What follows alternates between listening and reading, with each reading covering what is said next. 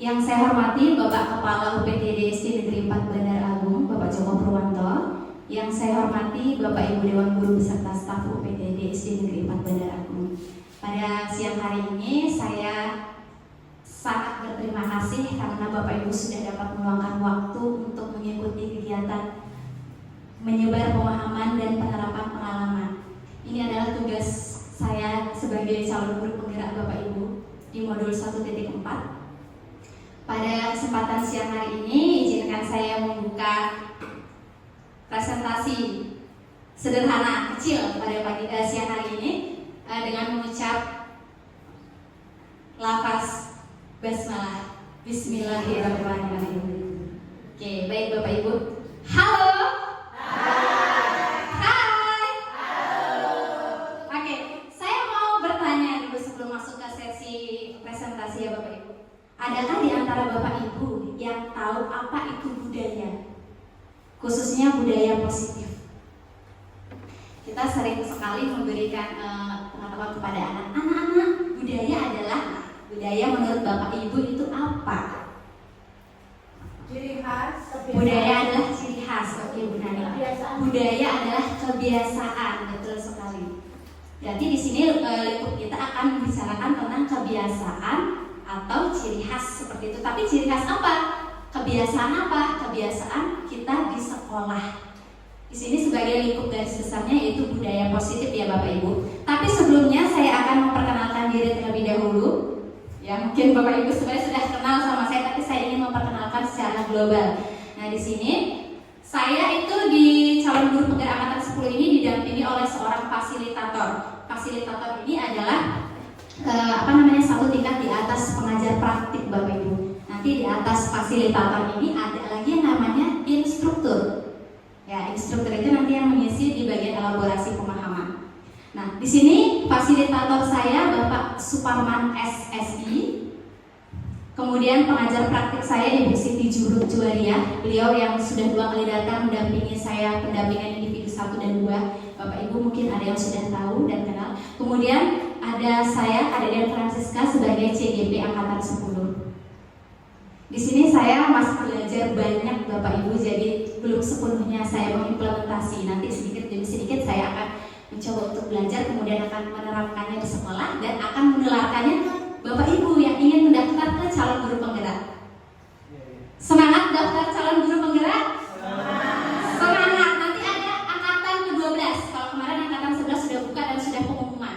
Nanti ada angkatan 12. Nanti saya bimbing caranya Bapak Ibu ya. Semangat ya. Oke, next kemudian langsung ke di sini. Tadi tema kita itu budaya positif. Nah, di sini ada konsep inti Bapak Ibu ya. Konsep inti budaya positif. Ada beberapa poin di sini. Yang pertama, perubahan paradigma. Yang kedua ada disiplin positif. Yang ketiga ada nilai-nilai kebajikan. Yang keempat kebutuhan dasar manusia. Kemudian motivasi dan perilaku manusia. Posisi kontrol guru, keyakinan kelas, dan yang terakhir segitiga restitusi. Ini adalah konsep inti yang pada siang hari ini akan saya sampaikan kepada Bapak Ibu ya. Oke, masih semangat? Masih semangat? Oke, masih semangat. Nah, di sini ada pembelajaran dengan paradigma baru ya. Nah, apa sih itu pembelajaran dengan paradigma baru? Pembelajaran dengan paradigma baru adalah sebuah konsep yang dirancang berdasarkan prinsip pembelajaran berdiferensiasi, sehingga setiap murid belajar sesuai dengan kebutuhan dari tahap perkembangannya untuk mewujudkan profil pelajar Pancasila. Sebelum kita ke konsep belajar berdiferensiasi, ada yang tahu ya apa itu berdiferensiasi? Selama ini saya berkaca Bapak Ibu. Jadi selama saya belajar, selama saya mengajar di kelas itu, saya selalu berpusat pada guru. Itu jujur Bapak Ibu. Saya selalu menggunakan metode ceramah. Ada yang sama? Iya. Kita dominan menggunakan metode ceramah karena di mindset kita kalau kita nggak ceramah, murid-murid nggak bakalan ngerti gitu ya. Jadi semua kognitif itu diserap oleh anak menggunakan metode ceramah. Sebenarnya ada banyak sekali pendekatan yang dapat kita lakukan selain metode ceramah, yaitu dengan metode berdiferensiasi. satu anak dengan anak yang lain itu dilahirkan dengan kodrat yang berbeda-beda. Ada yang memiliki kognitif yang tinggi, ada yang sedang, dan ada yang rendah. Jadi suatu kelas itu punya kemampuan intelijensi yang berbeda alias heterogen. Betul? Ya. Yaitu kita coba menyadari Bapak Ibu bahwasanya setiap anak itu mempunyai perbedaan. Ya, jadi dari perbedaan itu kita sebagai seorang guru berupaya untuk selalu mewujudkan pembelajaran yang berdiferensiasi. Jadi kalau misalkan kita mengajar, mungkin ada anaknya, itu kan dalam satu kelas itu jumlahnya bisa 30, bisa 25. Nah, jadi kalau dalam satu kelas ada 25 itu, kita ngajarnya itu nggak bisa fokus ke satu anak. Kalau satu anak yang kita fokuskan, anak yang lain ketinggalan. Sedangkan waktu jam mengajar kita itu terbatas. Kalau kita fokus ke satu anak, kemudian anak yang lain tertinggal, walaupun anak yang lain mungkin kognitifnya lebih tinggi, tapi kan kita nggak bisa seperti itu Bapak Ibu. Jadi semuanya harus merata. Nah, gimana caranya? Dengan berdiferensiasi. Nah, tadi ada yang tahu apa itu berdiferensiasi? Pembelajaran berdiferensiasi? Sesuai kebutuhan dan taraf perkembangannya. Iya. Betul sekali. Jadi pembelajaran berdiferensiasi itu adalah pembelajaran yang menyesuaikan sesuai dengan kebutuhan peserta didik. Oke? Jadi kalau misalkan peserta didik itu punya minat belajar di bidang olahraga, ya kita gali potensinya di situ dengan guru bidang olahraga. Kita kolaborasi dengan guru bidang olahraga. Kemudian kalau peserta didik punya minat atau punya bakat potensi di bidang IPA misalkan, sains, berarti kita bisa ikutkan mereka ke ajang olimpiade Bapak Ibu seperti OSMK yang kemarin kita adakan. OSMK MIPA dan juga matematika seperti itu. Jadi kita gali potensi dengan apa? Dengan memenuhi kebutuhan dari tahap perkembangan setiap individu. Kita gali di situ potensinya Bapak Ibu ya. Oke? Oke. Masih semangat? Masih semangat. Coba kalau kita Bapak Ibu biasanya di kelas itu mengajak siswanya, ayo anak-anak tepuk semangat. Sekarang saya akan mengajak Bapak Ibu. Ayo Bapak Ibu semuanya tepuk semangat.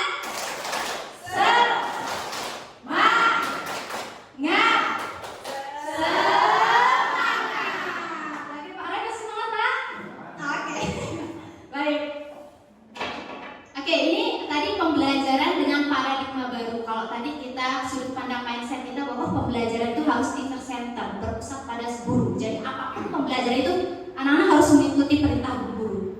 Tapi sekarang kita rubah mindset kita bahwa pembelajaran dengan paradigma baru yaitu pembelajaran berdiferensiasi, betul. Sesuai dengan apa tadi? Kebutuhan peserta didik. Ya, oke, baik. Nah, di sini ada gambar. Di sini saya cari gambarnya di Google, Bapak Ibu, kan kalau gambar karikatur ini susah. Nah, di sini ada miskonsepsi tentang teori kontrol. Jadi miskonsepsi itu pandangan kita yang berbeda terhadap teori kontrol ya Bapak Ibu. Di sini ada 4 buah gambar. Yang pertama gambar ini adalah ilusi guru mengontrol murid. Nah, berarti kalau ilusi guru mengontrol murid di situ jelas bahwa guru itu yang memegang kendali, alias teacher center, betul? Oke. Contohnya seperti apa, Bapak Ibu? Ya, dengan metode ceramah tadi, betul. Sedangkan yang kita tahu kan banyak pendekatan metode pembelajaran, media, strategi pembelajaran yang dapat kita implementasi di dalam kelas. Kemudian yang kedua, nah di sini ada ilusi bahwa semua penguatan positif, efektif, dan bermanfaat. Efektif, berarti dia apa? Efektif itu apa, Bulis? Efektif? Ada yang tahu efektif itu apa? Baik ya, baik, mampu diterangkan gitu ya Ibu ya. Oke, ilustrasi bahwa semua penguatan positif, efektif, dan bermanfaat. Nah di situ ada gambar guru itu sedang memberikan apa itu? Penghargaan atau reward ya kepada anak muridnya ya, betul ya? Oke, kemudian yang ketiga, ilusi bahwa kritik dan apa itu? Oke, dan membuat itu ya Bapak Ibu tertutup.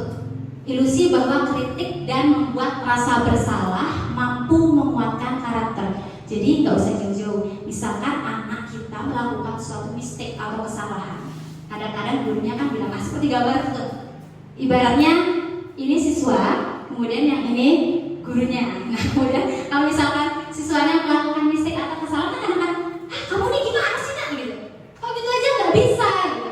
Itu saya akui Bapak Ibu, saya juga pernah melakukan hal yang sama seperti itu. Nah ilusi bahwa kritik, kalau kita mengkritik dan membuat anak merasa bersalah itu akan mampu menguatkan karakter mereka. Pada kenyataannya tidak. Itu justru akan membuat anak menjadi lebih takut, tertekan untuk mengakui apa yang telah dia perbuat. Betul? Ya. Kemudian yang terakhir ada ilusi bahwa orang dewasa berhak memaksa. Ini balik lagi ke teacher center tadi, bahwa guru di lingkup sekolah ini adalah orang dewasa yang berhak memaksa si peserta didik itu tadi untuk melakukan apa yang si guru itu mau. Betul? Oke, nah ini adalah 4 ilusi miskonsepsi tentang teori kontrol. Nanti akan kita bahas satu-satu Bapak Ibu. Next, kemudian ada, kalau tadi sudah dijelaskan bahwa perubahan paradigma stimulus respon ke pendekatan teori kontrol itu bagaimana. Tadi sudah dijelaskan perubahan paradigmanya ya Bapak Ibu ya. Oke, kemudian apa korelasinya antara paradigma stimulus respon ke pendekatan teori kontrol yang tadi ada gambarnya itu? Di sini yang pertama ada, kalau tadi stimulus respon tentang dunia, berarti ini secara universal atau global, bahwa pandangan itu berbicara realitas atau kebutuhan kita sama. Jadi antara guru dan siswa itu memiliki kebutuhan yang sama. Itu secara perubahan paradigma stimulus respon. Kemudian berbeda dengan teori kontrol tentang dunia. Kalau menurut teori kontrol tentang dunia itu adalah bahwa realitas atau kebutuhan kita itu berbeda. Antara satu orang dan orang yang lain itu berbeda kebutuhannya. Seperti itu. Yang kedua, semua orang melihat hal yang sama. Itu secara global, bahwa semua orang itu tujuannya sama, satu tujuan. Tapi pada kenyataannya di teori kontrol tentang dunia itu setiap orang memiliki gambaran yang berbeda. Bapak Ibu punya visi? Punya visi di dalam dirinya? Punya. Pasti setiap orang punya visi. Dan visinya itu tidak mungkin sama. Pasti berbeda. Oke? Kemudian yang ketiga, kita mencoba mengubah orang agar berpandangan sama dengan kita.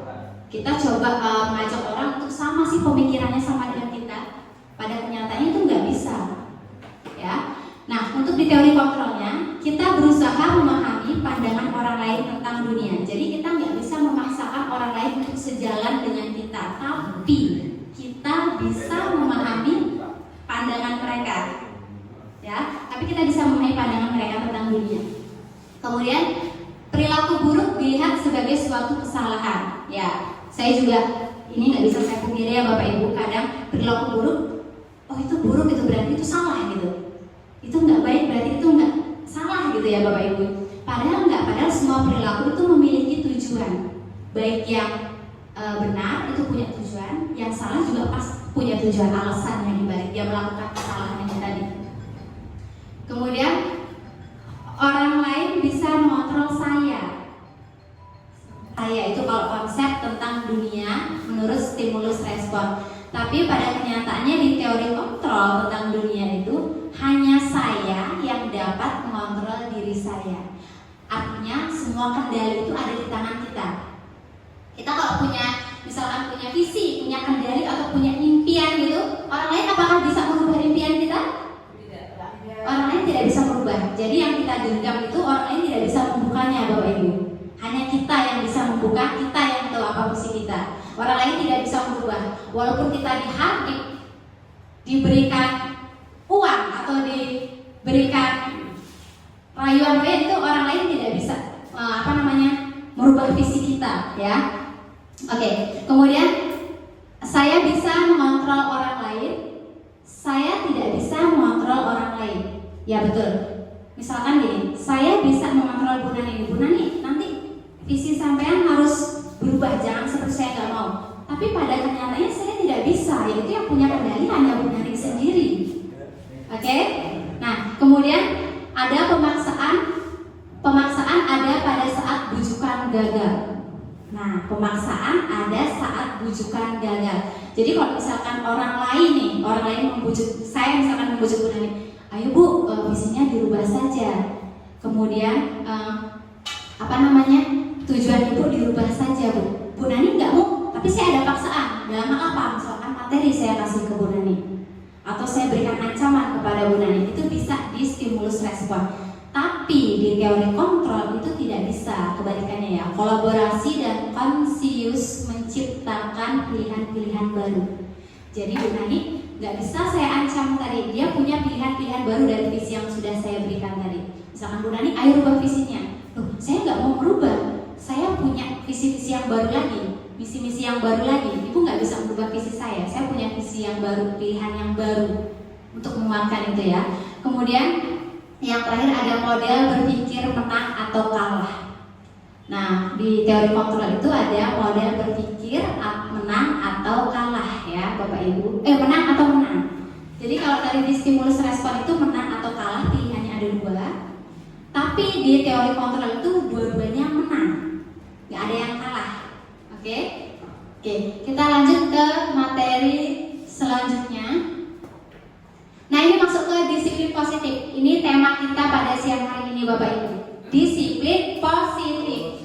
Guru, siswa itu harus disiplin supaya apa? Supaya sekolah menjadi lebih tertib. Jadi dengan adanya disiplin, sekolah itu akan menjadi lebih tertib. Di sini ada tokoh yaitu Diana Gozen tahun 2001 menyebutkan bahwa kata disiplin berkonotasi atau memiliki makna, yaitu disiplin diri murid-murid. Disiplin diri dapat membuat seseorang menggali potensinya menuju kepada sebuah tujuan mulia atau sesuatu yang dihargai dan bermakna. Oke? Nah, jadi secara garis besar itu apa sih itu disiplin? Yang Bapak Ibu tahu disiplin itu apa? Bu Sami, halo. Semangat. Apa itu disiplin Bapak Ibu? Kita tuh sering bilang anak-anak ayo kita disiplin di kelas, di lingkungan sekolah. Tapi tahu nggak apa sih itu makna disiplin? Mematuhi aturan. Disiplin adalah perilaku mematuhi peraturan. Oke, boleh. Ada lagi yang lain? Nanti kita coba gabung nanti nih supaya visi kita sama disiplin itu apa ya gitu. Kok selama ini saya hanya ngomong disiplin tapi bisa nggak menerapkannya seperti itu? Apa itu disiplin? Apakah disiplin seseorang itu dapat kita kontrol atau orang itu sendiri yang dapat mengontrol disiplinnya? Orang itu sendiri yang dapat mengontrol disiplin. Tapi kita di sini sebagai pendidik atau sebagai pengajar dapat memberikan tauladan atau contoh. Seperti konsep Ki Hajar Dewantara. Apa konsepnya 3 itu? Ingat sosutulodo, ingat jaman karsa, dan tukuri handar yang betul sekali. Kalau bukan kita, siapa lagi Bapak Ibu yang memberi contoh? Misal nih ya, di sini ada disiplin diri, juga mempelajari bagaimana cara kita mengontrol diri dari diri kita sendiri dulu. Karena kita sebagai pendidik, dan bagaimana menguasai diri untuk memilih tindakan yang mengacu pada nilai-nilai yang kita hargai agar tercapai tujuan mulia yang kita inginkan. Dari diri kita sendiri, mulai dari diri kita sendiri, baru kita terapkan kepada peserta didik, atau kita berikan contoh tauladan yang positif kepada peserta didik. Seseorang yang memiliki disiplin diri berarti mereka bisa bertanggung jawab terhadap apa yang dilakukannya, karena mereka berdasarkan tindakan mereka pada nilai-nilai kebajikan universal. Berarti betul, kita tidak bisa membuat peserta didik atau orang lain itu menjadi disiplin, yaitu dari dalam diri mereka sendiri. Apakah mereka ada niatan untuk menjadi seorang yang disiplin? Nah, nanti kalau kita sudah disiplin, larinya kepada rasa tanggung jawab. Ya, nah ini nggak usah jauh-jauh, ini kegiatan sehari-hari kita yang sudah kita lakukan Bapak Ibu. Pada pagi hari kita sudah melakukan disiplin atau budaya positif. Disiplin positif di mana? Di depan gerbang. Betul ya Bapak Ibu ya? Itu sudah kita lakukan, Dengan cara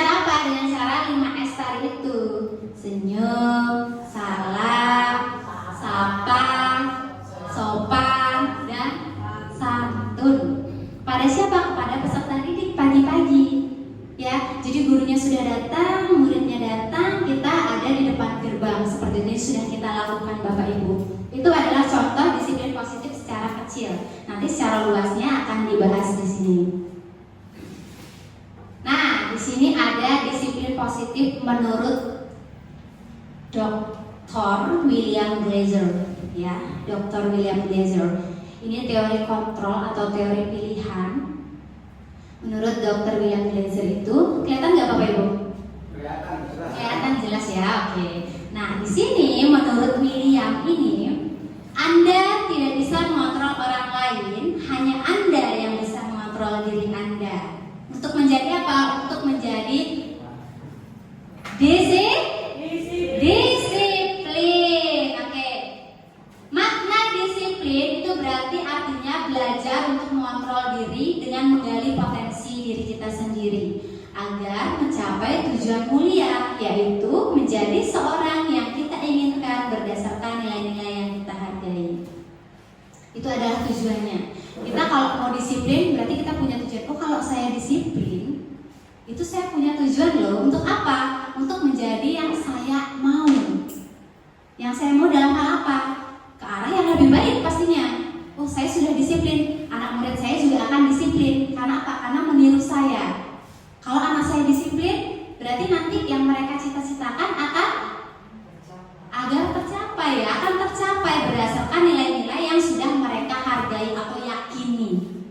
Dengan rasa apa tadi? Dengan rasa tanggung jawab. Nah, kemudian ada semua perilaku itu memiliki tujuan. Tadi di awal sudah dijelaskan, benar atau salah itu pasti punya tujuannya.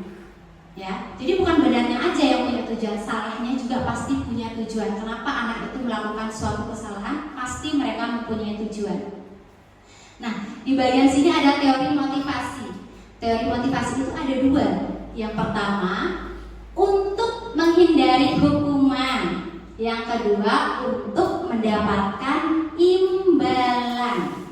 Anak-anak biasanya disiplin itu yang menjadi fokus mereka. Saya mau disiplin lah sama Bapak Ibu guru, sama peraturan di sekolah itu untuk apa? Biasanya mereka untuk menghindari hukuman.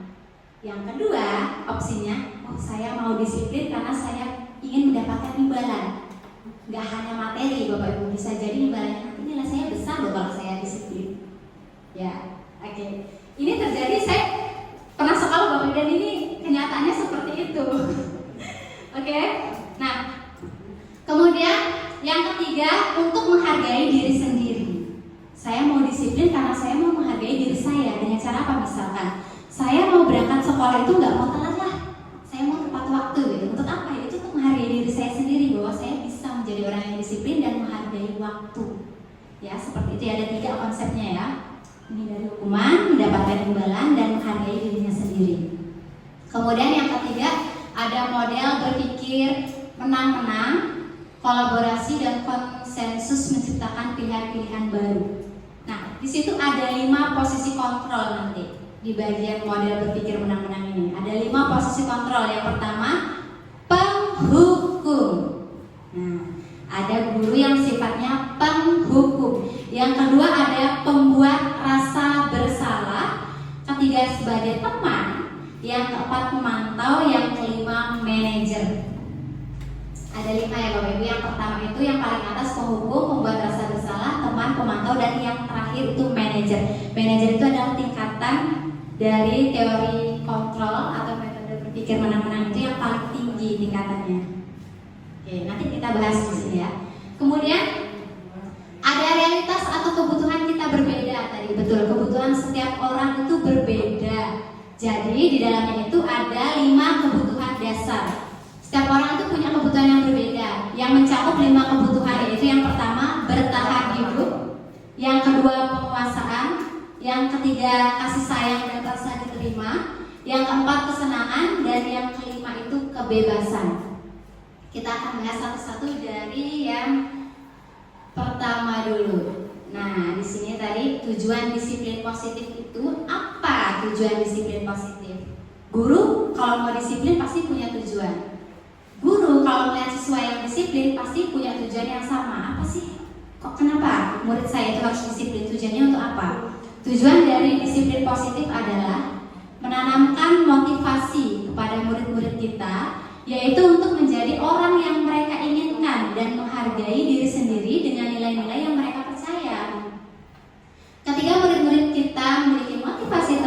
tersebut, mereka telah memiliki motivasi intrinsik, berarti motivasi dari dalam. Intrinsik itu motivasi dari dalam yang berdampak jangka panjang. Motivasi yang tidak akan terpengaruh pada adanya hukuman atau hadiah. Jadi kalau sudah dari dalam hati mereka, dari nurani mereka itu sudah tertanam budaya positif, maka murid itu tidak akan mengharapkan dua tadi, yaitu mendapatkan hukuman dan mendapatkan hadiah atau reward. Jadi memang sudah tertanam dari dirinya, saya mau disiplin, saya mau merubah pandangan saya mau berubah ke arah yang lebih baik seperti itu. Jadi sudah tertanam di dalam diri mereka tanpa adanya pengaruh itu tadi hukuman dan hadiah. Jadi itu sudah bukan tujuan mereka, gitu Bapak Ibu. Mereka akan tetap berperilaku baik dan berlandaskan nilai-nilai kebajikan. Yang namanya nilai-nilai kebajikan itu berarti nilai-nilai positif ya Bapak Ibu ya. Bajik itu berarti positif atau bijak. Karena mereka ingin menjadi orang yang menjunjung tinggi nilai-nilai yang mereka hargai atau mencapai suatu tujuan mulia. Seperti itu. Jadi balik lagi ke yang tadi, orang lain tidak bisa mengontrol, hanya diri kita yang bisa mengontrol diri kita sendiri. Betul? Ya. Jadi kalau dalam hati siswa itu sudah ada keyakinan bahwa disiplin positif itu penting, kita tidak bisa untuk merubahnya Bapak Ibu. Ya, karena itu sudah tertanam dalam diri mereka berdasarkan pada nilai-nilai kebajikan universal. Nah, itu adalah tujuan dari disiplin positif terhadap diri sendiri. Kemudian di sini ada motivasi perilaku manusia. Motivasi perilaku manusia itu ada 3. Yang pertama, motivasi itu apa sih?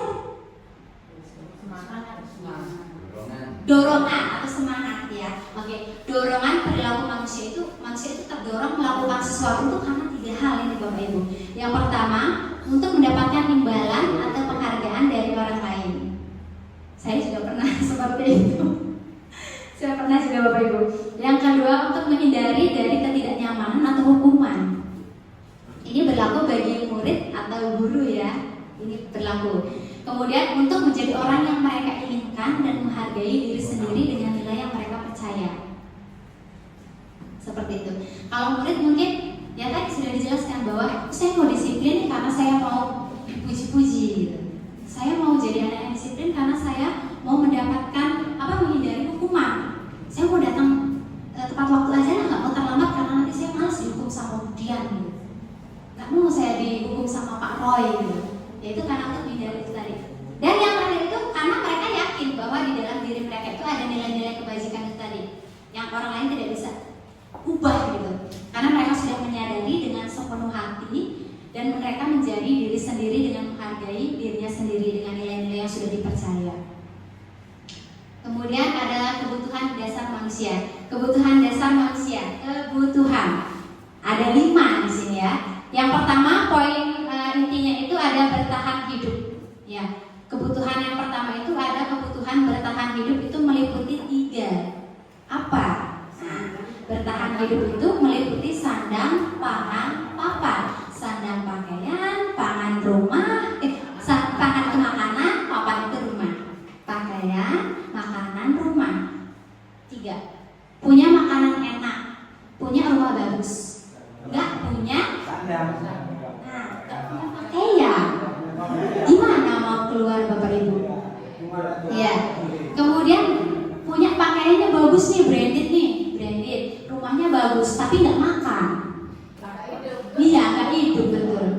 Kemudian makanannya enak-enak makanannya. Kemudian bajunya juga bagus-bagus, rumah nggak punya. Gimana Bapak Ibu? Nah, jadi dari ketiganya ini sandang, pangan, papan ini harus balance atau seimbang. Nah, ini termasuk ke dalam apa? Kebutuhan primer atau kebutuhan pokok. Betul? Ya, ini guru kelas tinggi pasti sudah belajar ini kebutuhan primer.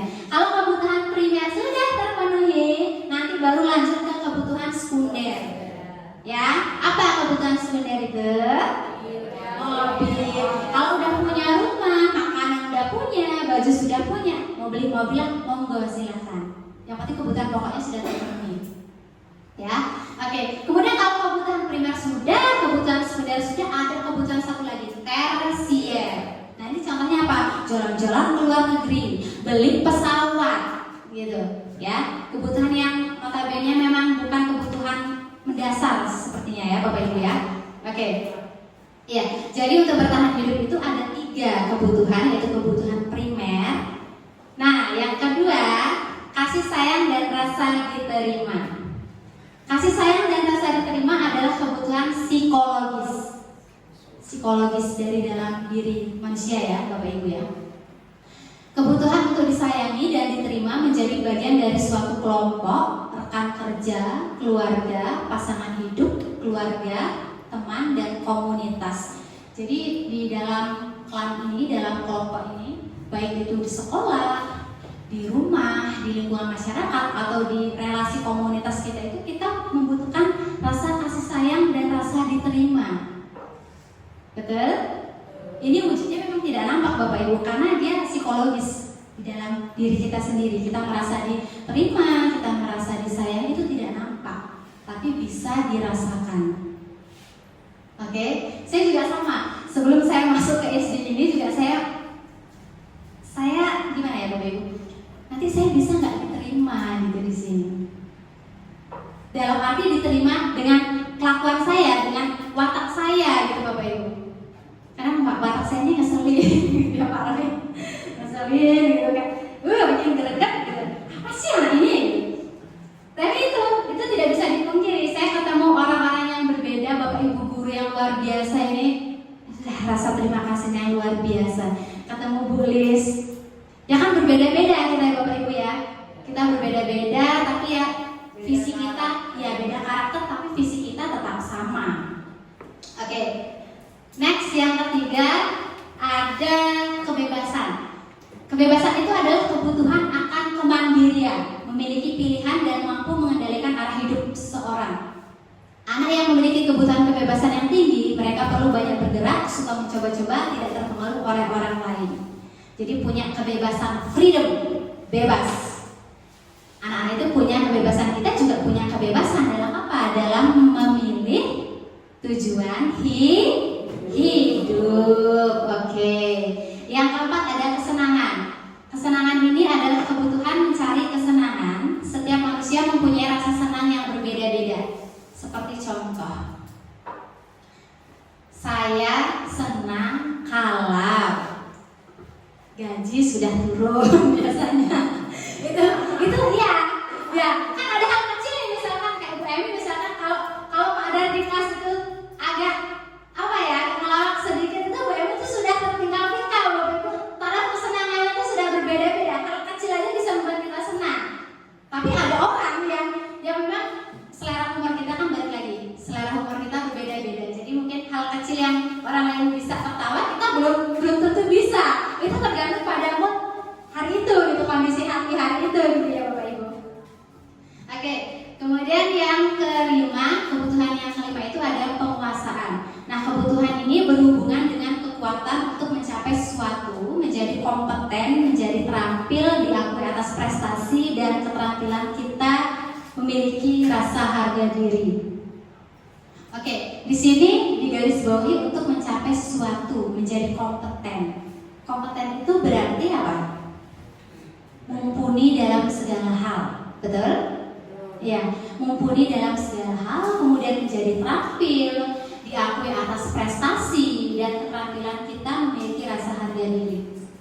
Jadi seorang guru itu bukan hanya pandai di bidang kognitif. Saya akui semua guru itu pandai di bidang kognitif alias pengetahuan, betul? Kalau nggak pandai di bidang kognitif nggak mungkin jadi guru. Ya, oke. Kemudian yang kedua apa? Selain kognitif harus dibekali dengan afektif atau sikap. Ya, Bapak Ibu, karena kita guru, digugu dan ditiru. Jadi baik buruknya perilaku kita akan ditiru oleh peserta didik. Yang terakhir ada psikomotor ya, atau keterampilan, terampil, balik lagi menjadi terampil. Menjadi terampil. Terampil dalam hal apa? Apapun bentuknya. Kita menuntut siswa untuk menjadi terampil, padahal gurunya nggak terampil, gimana? Nggak bisa? Ya, tidak bisa. Jadi ketiga ini saling berkorelasi atau berhubungan dan berkesinambungan. Nah, masuk lagi ke 5 posisi kontrol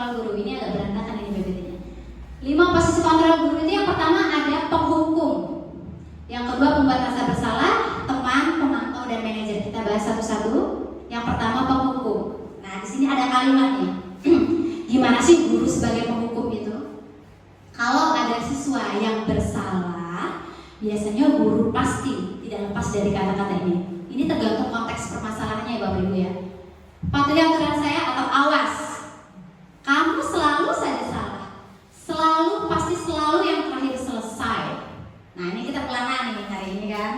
Kalau ada siswa yang lama jadi ulangannya, pasti kita selalu bilang, ih, pasti selalu kamu aja yang terakhir selesai. Kenapa sih nak gitu aja? Ya. Nah, guru seperti ini senantiasa percaya hanya ada satu cara agar pembelajaran bisa berhasil, yaitu menggunakan cara dia. Berarti balik lagi ke teacher center, harus berpihak pada guru, padahal bukan seperti itu. Anak itu mungkin belum selesai mengerjakan pelajaran setelah waktunya habis, itu karena apa? Kita cari solusinya. Kenapa sih kok dia bisa lama gitu? Bisa tuh kenapa gitu? Ya Bapak Ibu ya, ini sering terjadi ini Bapak Ibu. Patuhi aturan saya, jadi murid itu harus mematuhi aturan kita. Yang kedua, membuat rasa bersalah. Nah, di sini ada kata-kata. Oke, Ibu sangat kecewa sekali dengan kamu. Berapa kali Bapak harus memberitahu kamu ya? Gitu. Gimana coba kalau orang tua kamu tahu kamu berbuat begini? Gitu.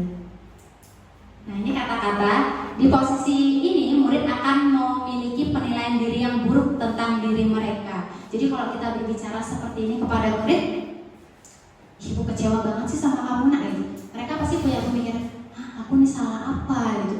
Emang sebesar itu kesalahanku ya gitu, pasti punya mindset seperti itu. Murid merasa tidak memiliki harga, tidak berharga, dan telah mengecewakan orang-orang yang disayangi, termasuk gurunya sendiri yang menghardik dia tadi dengan kata-kata seperti ini ya. Itu membuat rasa bersalah siswa. Kadang kan kalau siswa kita punya salah, pasti kita ngomong seperti itu kan, gimana sih kamu ini kecewa loh sama kamu gitu. Padahal dalam hati siswa itu mereka punya pertanyaan juga, kok saya bisa seperti ini ya? Kenapa mereka punya penilaian buruk terhadap dirinya sendiri? Dan itu membuat mereka merasa mengecewakan. Oh, guru saya kecewa loh sama saya gitu. Tapi mereka belum menyadari, mereka belum apa ya? Mereka di sini tidak memandang bahwa mereka itu salah, belum di sini. Tapi mereka hanya membuat kecewa saja, membuat kecewa gurunya ya. Oke, yang ketiga di sini ada sebagai teman. Guru yang sebagai teman itu akan berkata seperti ini. Guru di posisi teman menggunakan hubungan baik dan humor untuk mempengaruhi seseorang. Contohnya, ayo bantulah demi bapak ya, gitu misalkan. Misalkan muridnya lagi berisik nih ngerjain tugas. Ayo anak-anak diam dulu, coba bantu bapak sebentar, coba bantu ibu sebentar, dengerin dulu sebentar ya. Kemudian yang kedua, ayo ingat tidak bantuan bapak selama ini. Ayo ingat tidak bantuan ibu selama ini. Ibu lo ngajar pagi, datang pagi. Untuk siapa? Untuk anak-anak gitu. Jadi tolong bantu ibu. Nah kemudian yang ketiga, ya sudah kali ini nggak apa-apa. Maksudnya nggak apa-apa buat kesalahannya gitu. Nanti ibu bantu bereskan. Seperti itu dengan menggunakan kata-kata yang apa? Yang bijak ya, atau yang lembut gitu ya. Oke. Kemudian di sini ada yang keempat, memantau. Memantau itu berarti mengawasi. Nah, pada saat kita mengawasi, kita bertanggung jawab atas perilaku orang-orang yang kita awasi. Jadi kita memantau ibu itu muridnya kayak gitu tuh. Gimana tuh nanti dia buat ulah lagi nggak gitu. Oke. Nah, di sini pertanyaan yang diajukan seorang pemantau kepada siswa yang melakukan kesalahan itu adalah, peraturannya apa? Kok kamu bisa melakukan kesalahan itu? Kamu tahu nggak peraturannya? Tiap sekolah punya peraturan, tiap kelas punya peraturan, namanya keyakinan kelas. Oke. Kemudian apa yang telah kamu lakukan? Sanksi atau konsekuensinya apa? Yang sudah kamu lakukan itu punya nggak implikasinya, punya nggak akibatnya nanti, gitu. Dan yang terakhir adalah manajer. Nah, di posisi manajer ini adalah posisi di mana guru berbuat sesuatu bersama dengan murid, mempersilahkan murid mempertanggungjawabkan perilakunya. mendukung murid agar dapat menemukan solusi dari permasalahannya sendiri. Di manajer ini, murid diajak untuk menganalisis kebutuhan dirinya, mencari tahu, menggali kenapa dia bisa melakukan kesalahan itu, melakukan perbuatan itu kenapa, maupun kebutuhan orang lain. Di sini penekanan bukan pada kemampuan membuat konsekuensi, namun dapat berkolaborasi dengan murid bagaimana memperbaiki kesalahan yang ada. Jadi kalau ada misalkan murid yang melakukan kesalahan, kita coba cari solusinya bersama-sama. Kita cari akar permasalahannya bersama-sama. Nanti kita selesaikan secara bersama-sama ya Bapak Ibu ya. Oke? Oke?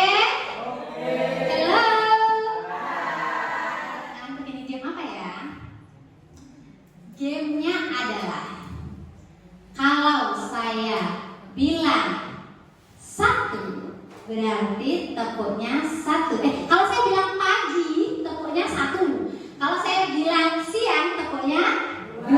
Kalau saya bilang sore tepuknya 3. Bilang malam nggak ada tepuk karena sepi kalau malam itu ya Bapak Ibu ya. Coba tes dulu. Sore. Ayo, Bu Jami nggak bagus. Bu Jami hanya 1 tepuknya. Ini harus bareng Bapak Ibu. Jadi jangan nunggu-nungguan ya. Oke. Pagi. Jangan telat. Pagi. Pagi. Malam. Siap. Nah itu. Bu Nana, ternyata belum bagus. Oke, ulang lagi ya. Ulang lagi. Malam. Malam. Sore.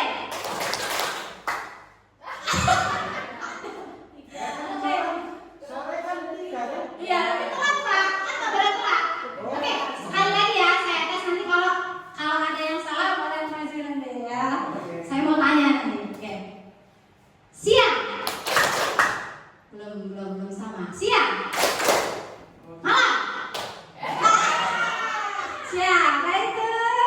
Berarti nggak konsentrasi deh berarti ya. Oke, nanti ada pertanyaan dari Bu Malik ya. Atau Bu Malik nanya juga boleh. Oke, Bu Malik mau nanya apa Bu? Oke, ya, Bu jangan keluarin dulu deh. Bu Sami dulu. Ada pertanyaan nggak? Oke, nanti Bu Malik ya sesi pertanyaan saya mau lanjut yang ini dulu ya. Oke, sebentar. Nah di sini kalau posisi guru sebagai manajer itu akan berkata seperti ini. Apa yang kita yakini? Nah, tiap kelas itu punya keyakinan kelas. Misal, kalau datang terlambat itu apa nanti? Nah, kemudian kalau peraturan di kelas itu boleh nggak makan di kelas? Boleh nggak datang terlambat? Kalau guru menjelaskan gimana anak-anaknya boleh berisik atau tidak seperti itu? Apa yang kita yakini di keyakinan kelas yang sudah kita buat? Ini kalau kita menjumpai anak yang bermasalah, yang punya masalah ya. Terus kita tanya, apakah kamu meyakini keyakinan kelas yang sudah kita buat? Dia yakin nggak sama keyakinan kelas? Kalau kita buat peraturan di kelas itu kan nggak cuma gurunya doang yang buat. Kita harus tanya dulu, kamu sepakat nggak anak-anak sama keyakinan kelas yang mau kita buat ini? Adanya kolaborasi antara siswa dan guru. Jadi bukan semata-mata guru yang membuat peraturan kelas, harus ada kolaborasi antara siswa dan guru. Kemudian di sini ada, jika kamu meyakininya, apakah kamu bersedia memperbaikinya? Kalau kamu yakin terhadap keyakinan kelas yang sudah kamu percaya, apakah kamu siap untuk memperbaiki? Kalau kamu punya kesalahan, apakah kamu siap untuk memperbaiki kesalahan yang sudah kamu buat? Ya, kita tanya seperti itu. Jika kamu memperbaiki ini, hal ini menunjukkan apa tentang dirimu? Kita gali lagi potensi mereka, alasan mereka melakukan kesalahan itu. Kemudian terakhir, apa rencana kamu untuk memperbaiki hal ini? Setelah kamu melakukan kesalahan ini, rencana kamu untuk memperbaiki hal ini itu apa gitu? Ya, oke. Kemudian kita masuk ke keyakinan kelas. Nah, keyakinan kelas itu apa? Mengapa keyakinan kelas? Mengapa tidak peraturan kelas? Kok bahasanya aneh ya? Kenapa keyakinan sih? Kenapa nggak peraturan saja gitu? Lebih umum, yang lebih kita umum dengar gitu. Kenapa keyakinan? Kenapa tidak peraturan? Nah, mengapa kita memiliki peraturan tentang penggunaan helm saat mengendarai kendaraan roda 2 atau motor? Ini kemungkinan hipotesa jawabannya ya adalah untuk keselamatan. Biasanya orang bertanya, kok kamu pakai helm sih saat berkendara? Pasti jawabannya karena untuk keselamatan. Ya, oke. Mengapa kita memiliki peraturan tentang penggunaan masker? Kok kita menggunakan masker dan mencuci tangan, rajin mencuci tangan gitu? Kenapa apa? Karena jawabannya pasti secara global juga sama, untuk kesehatan dan untuk keselamatan. Itu secara globalnya. Oke, di sini ada nilai-nilai keselamatan atau kesehatan, inilah yang kita sebut sebagai suatu keyakinan.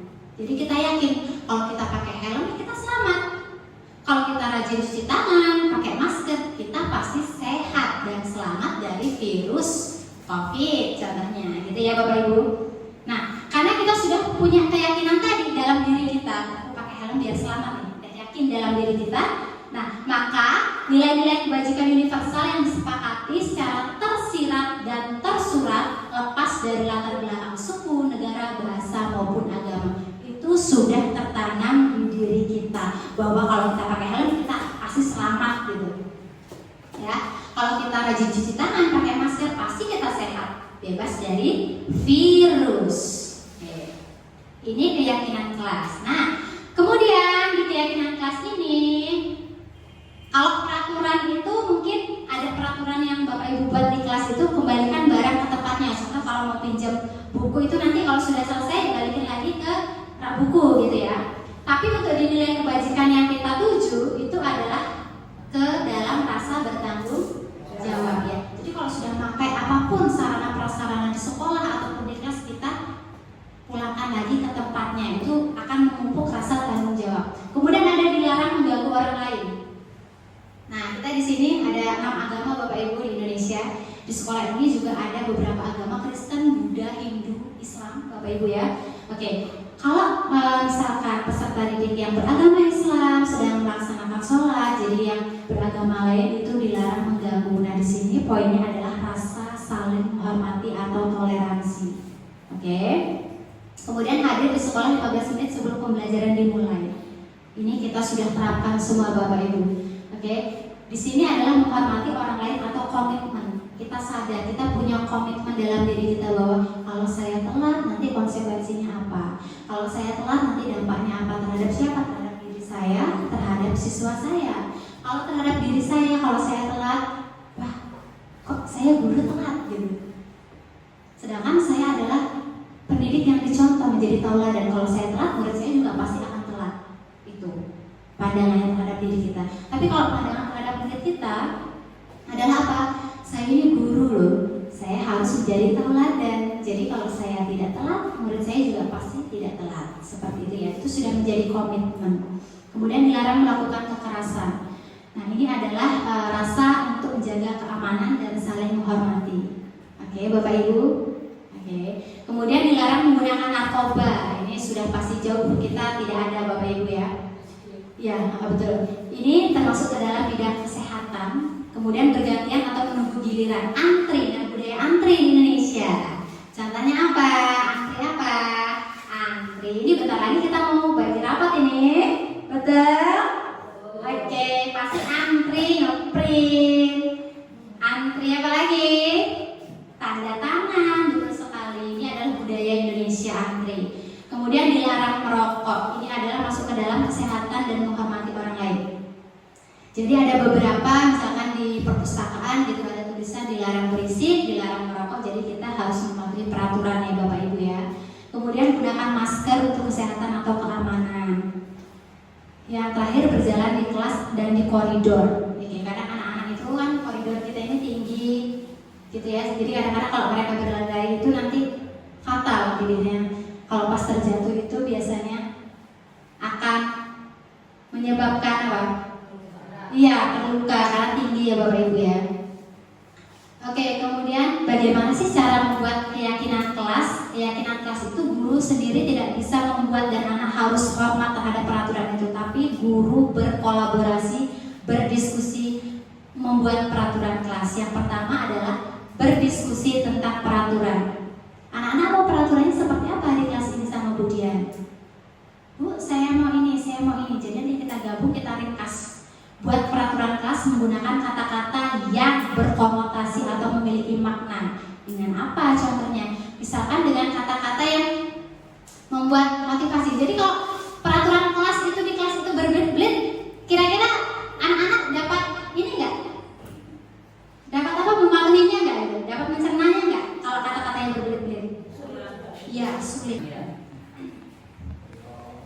Oke, yang terakhir di sini ada segitiga restitusi. Nah, segitiga restitusi ini ada 3 poin, Bapak Ibu. Tapi ini tidak boleh asal-asalan kita mulai. Kita bisa mulai dari paling bawah dulu, yaitu menstabilkan identitas. Kemudian masuk ke validasi, baru menanyakan keyakinan. Nah, bunyi dari menstabilkan identitas. Jadi kalau ada siswa yang bersalah, kita coba menstabilkan dulu kondisinya ya.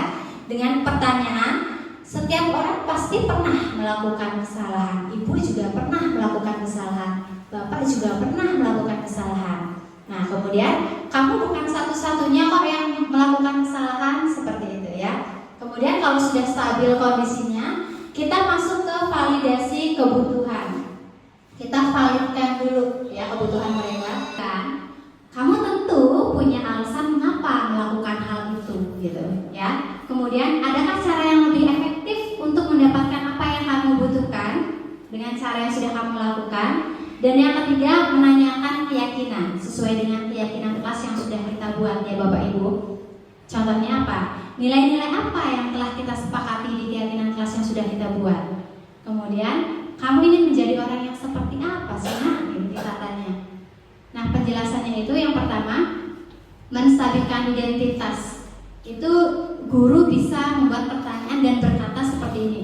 Berbuat salah itu hal yang manusiawi dan tidak ada manusia yang sempurna. Bapak Ibu juga pernah melakukan kesalahan atau berbuat salah.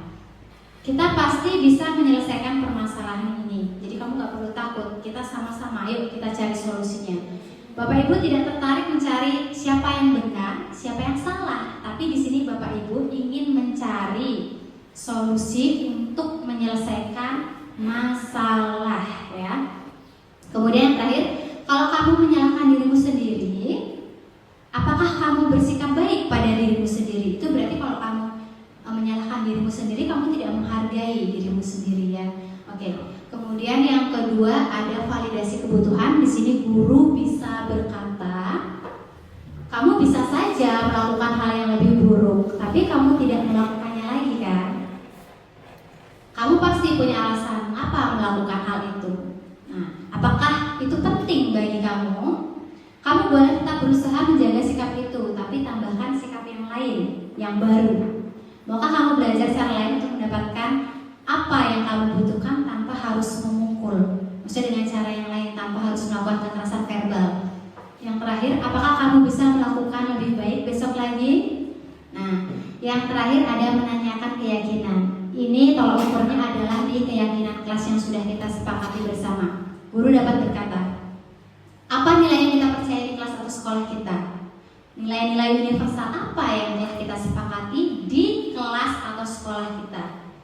Kelas yang ideal itu seperti apa sih? Kamu ingin jadi anak yang seperti apa, nak? Apa yang kamu rasakan ketika kamu melakukan itu? Kamu menjadi orang yang seperti apa? Seperti kita tanya ya, dengan menanyakan keyakinan yang sudah kita sepakati bersama. Oke, apakah ada pertanyaan? Ada. Oke, apa Bu? Silakan Bu. Kaitannya dengan restitusi tadi yang ingin saya tanyakan adalah apakah semua masalah yang kita hadapi itu bisa direstitusi? Oke, terima kasih Bu. Ini pertanyaan dari Bu Malik ya. Apakah semua masalah itu dapat kita restitusi? Apakah semua masalah dapat kita restitusi? Belum tentu atau tidak jawabannya ya. Kenapa? Itu tergantung pada permasalahan atau kasus apa yang anak murid kita lakukan. Kalau kasusnya kecil ya kita coba melakukan pendekatan persuasif dulu. Ya, kalau mungkin kasusnya sedang atau lebih tinggi atau lebih sukar, itu kita baru lakukan ke pendekatan restitusi. Jadi tidak semua masalah kita lakukan pendekatan restitusi, hanya beberapa kasus-kasus saja. Saya yakin Bapak Ibu sudah punya strategi cara mengajar gimana supaya anak itu patuh terhadap peraturan atau keyakinan kelas yang sudah kita sepakati ya Bapak Ibu. Oke, kemudian di bagian restitusi sudah ada Bu Malik. Ada lagi pertanyaan? Oke, dari Pak Dar, silakan Pak.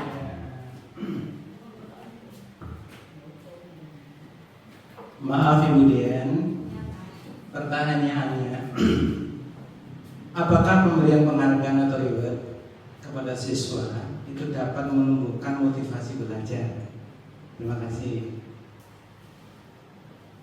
Oke, ini pertanyaan dari Pak Dar. Apakah pemberian reward atau penghargaan itu dapat menumbuhkan motivasi?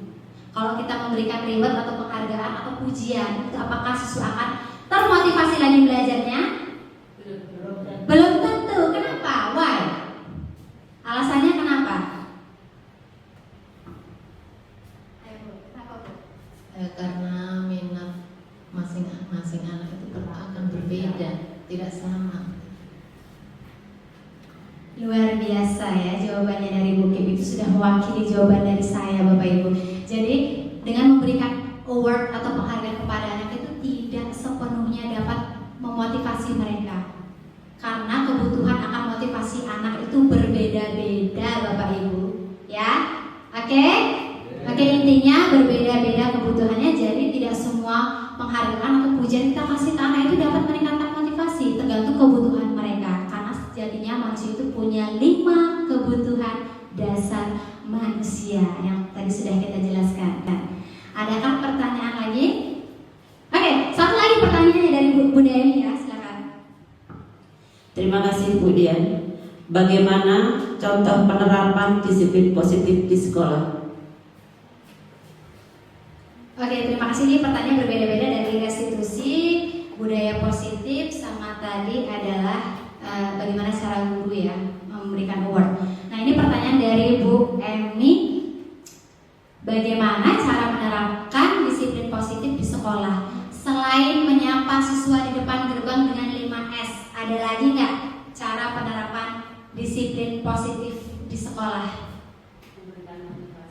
Memberikan motivasi kepada siswa. Terus ada lagi? Hadir tepat waktu. Kita sebagai guru menjadi teladan Bapak Ibu sesuai dengan konsep filosofi Ki Hajar Dewantara ya. Tadi ada 3 ya.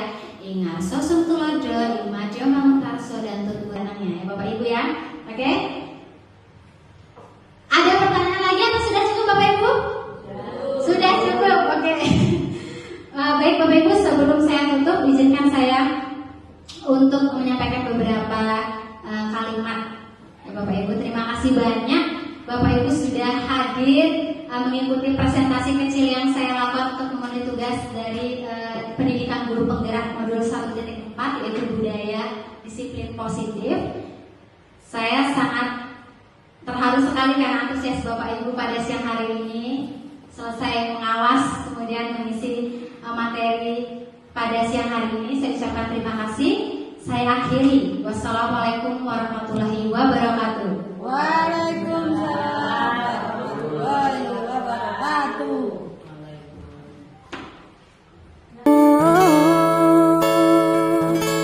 Genggamlah tanganku